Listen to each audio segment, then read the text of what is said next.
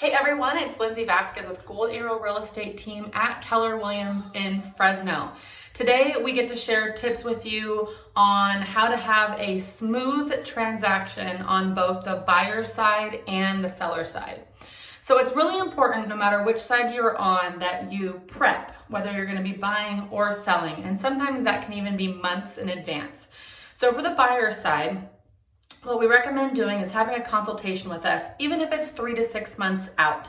That will give us an opportunity to find out what you're looking for, what type of property or loan that you might need, and we can connect you with a local lender to help get you prepped for that loan. Certain different loan types will require different down payment, different credit scores. We want to make sure that you're well qualified for the type of property that you're looking for. What's really important too is to make that connection with the lender, and JD will touch on that later because that can play an important aspect in our transaction. It's also really important that you know that there are some costs that can't be rolled into your loan that you will have to pay for during the transaction. So you'll want to talk to us about saving some money for your earnest money deposit and some money for inspections as well, and kind of know what to expect for your down payment commitment at the end of the transaction. There's lots of different loan programs out there. There are even special loan programs for doctors, teachers, nurses, veterans. There are loan programs for a variety of different people with different occupations. So it's important that we find the right program that fits with you, and we fit you with the right lender to match you for that. It's also really important as well that when you're getting a property, once you're in escrow, there are some really good do's and don'ts. So some of the do's are we want to make sure that you're making sure that your credit card statements and your balance on your credit card is staying low. We want to make sure that if the lender or escrow are asking for any documents, that you sign those really promptly so that we make sure that we don't have any hangups in the end. Make sure that you're still continuing to pay any of your payments on time so that we don't run into any problems at the end of your transaction. There's also some don'ts that you want to make sure that you're paying attention to when you're buying. The number one thing is if you're renting and you're in the process of buying, please do not put in your 30-day notice until we recommend that it's safe to do so. There's nothing worse than all of a sudden having a snag in your transaction and you're thinking that you're not going to have a place to live because you already gave your 30-day notice. So that's one thing not to do. Don't open any new credit. Don't go buy your brand new appliances or your furniture for your property until the loan has actually closed. So JD is our buyer specialist, and she has a couple key things that are most important to her when helping you purchase a home. So I'm going to let her share that with you. So some of the ways to be a perfect buyer. Step one would be to have a buyer's consultation with me, and that typically would happen in our office. However, right now we're offering virtual consultations, and that's where I just set them up over Zoom and we establish your wants and needs. It's mainly to establish needs, but we like to throw as many wants in there as possible so that I can really find you something that you're looking for. Second would be to get pre-approved with a local lender. The reason we like local lenders is mostly because of communication. So we find it's much easier to close a transaction when we have that established line of communication, and the lender agent relationship is really important. So on our team, we have a really high expectation of communication from our lenders so that we are able to better inform our clients, and so they can be updated every step of the way and not feel like they don't know what's going on. So that's what we want to avoid.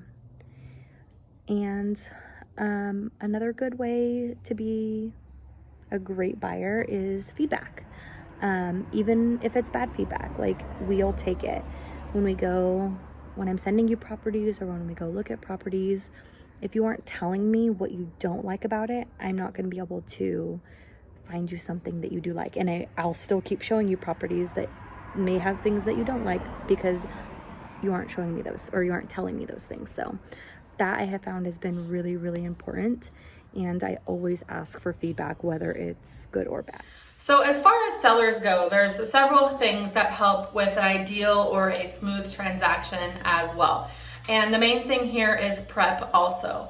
So I have a marketing background. I have a business degree from Fresno State and a specialization in marketing.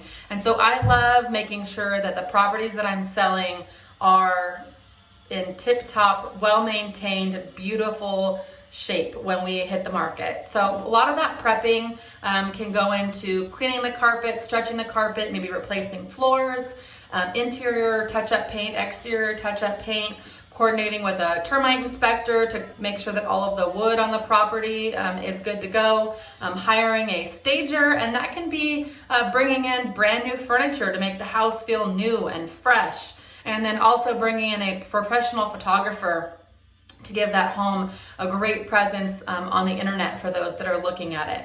So it's really important as the seller that you work well with us and allow us to help coordinate getting people into the house to get it prepped and ready. And you know, one of the toughest things about selling a property is making sure that your home is show ready. And I learned this when I sold my first house a couple of years ago. I did not have my son at the time, and it was still hard to remember to make the bed every day, make sure that the dishes were clean and put away, make sure that your clothes were thrown in the dirty hamper at the end of the night. So if you had people coming in the next morning, they weren't seeing your dirty laundry everywhere. So it's just really important that you're making sure that you're maintaining the cleanliness of the home while you're selling it so that people feel like they can make themselves at home when they come in. So it's also really important for you to just kind of keep track. If you're thinking about selling your property in the next couple months or in the next year, and I know you're making repairs and you're just touching things up, keep track of what you're repairing and what you're replacing. That all goes into the disclosure process. So it's really important that we're honest in our disclosures to the buyer and making sure that we're disclosing any repairs or any alterations that we've done on the property. One of the really cool things that I saw, I've only seen it on one property, but it was absolutely amazing. At the end of the transaction, the seller wrote a letter to the buyer and left it there for them when they got into the house for the first time. And it was a letter about the neighborhood and the kids in the area and the neighborhood park and just anything about the house that was so special to them when they were living there. They wanted to relay that information to a buyer in a letter. So if you're having a really smooth transaction and you want to make it an even more memorable experience for the buyer when they get their keys, that would be something really cool that you could do.